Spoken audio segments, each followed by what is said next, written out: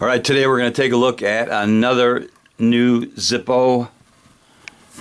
And today's video is brought to us by a Cowboy Bebop, which is a series that ran, I think, about 20 years ago. One of my favorite.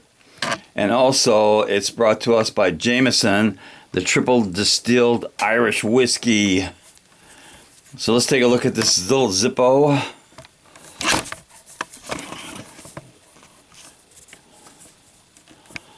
And this one came in the double box, which is the white box protecting the black box.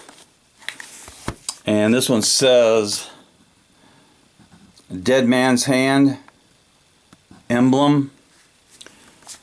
So it's nice they're sending these Zippos in a protective sleeve box. Here is the regular Zippo box. No label there, but it does have that idiotic P65 California warning. And Jameson Zippos are manufactured in Bradford, PA. So let's take a look at this thing. And it is called the Dead Man's Hand.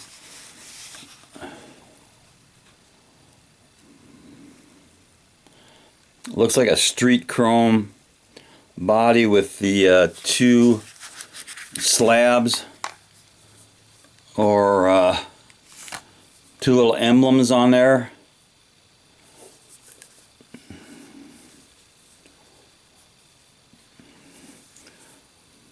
Probably just glued on. Pretty nice looking. Got some pretty good stampings. That was made in J of 21. I think that's September. You can see it's made in the USA. That's J of September, J of 21. That's about a year ago. This could easily be in my top 20, but not my top 10. And the story goes that Wild Bill Hickock was shot by Jack McCall while he was playing a card game in 1876, Deadwood, South Dakota.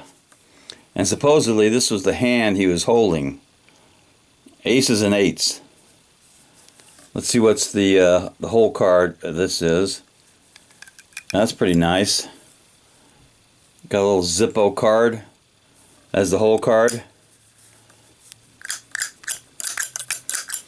So this has got a pretty muted sound because of the emblems on it. And the insert is kind of loose. I've never had one this loose before. Still, it should hold, or it should stay in there by itself.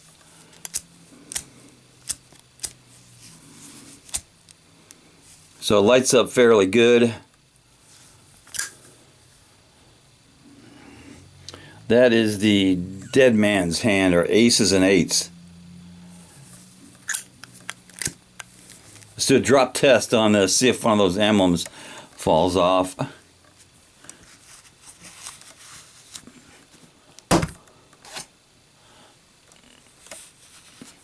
So it looks like it passed the drop test.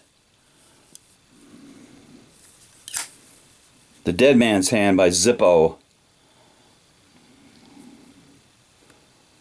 In memory of Wild Bill Hickock. I believe he was a sheriff when it happened. That's a nice one, and it definitely deserves just a little bit of cowbell.